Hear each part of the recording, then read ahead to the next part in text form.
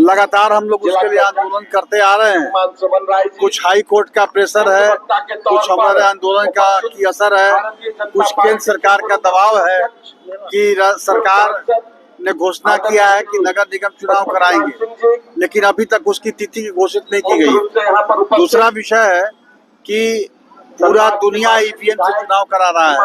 हम लोग भी, चाहे वो विधानसभा हो या लोकसभा हो या अन्य राज्य हो, सभी जगहों पर ईवीएम से चुनाव कराए जाते हैं। झारखंड में भी पिछला चुनाव जो हुआ था स्थानीय ये नगर निगम का, वो ईवीएम के द्वारा ही हुआ था। यहाँ पर ये सरकार उसको बैलेट पेपर से कराने जा रही है, घोषणा किया है।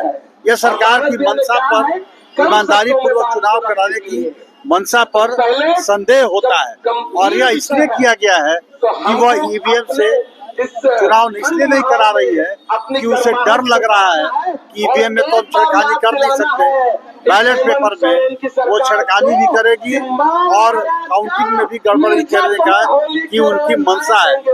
तो ये वो बैलेट पेपर की जगह पर ईवीएम से चुनाव कराए। और तीसरा विषय है कि इस राज्य के अंदर दलीय आधार पर चुनाव कराएंगे। भैया, आप महागठबंधन की सरकार, आपकी सरकार है, आप महागठबंधन के जो दल है उनके दलीय आधार पर कराएं। भारतीय जनता पार्टी जो एनडीए है, एनडीए गठबंधन के दलों के आधार पर चुनाव होने चाहिए।